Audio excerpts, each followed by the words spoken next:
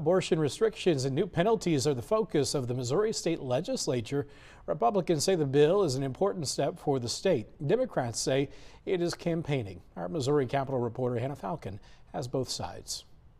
When you hear that buzzer, it means Missouri lawmakers are approving their first bills of the year. First up, for the Missouri House of Representatives, a bill on abortion. This is a very important step to encouraging life and having a culture of life in the state of Missouri. Republican Representative Brian Seitz pushed for this bill year after year. It promises the right to health care for any baby born alive after a failed abortion.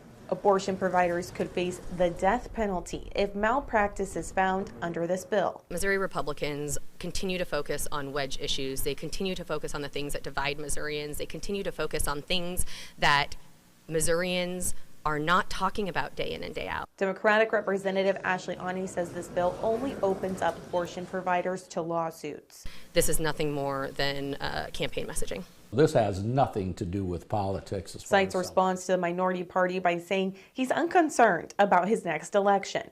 The Branson Republican championed anti-abortion legislation for years. Any legislator worth their salt would understand that once a baby is born, even having survived the abortive attempt, that's a human being and deserving of respect and health care. This is absolutely the wrong thing for the Missouri legislature to be focused on. Last year, Seitz sponsored the resolution that would reverse Amendment 3, which legalized abortion in Missouri. Missourians will vote on whether to put restrictions back on abortion in November. Reporting in Jefferson City, I'm Hannah Falcon.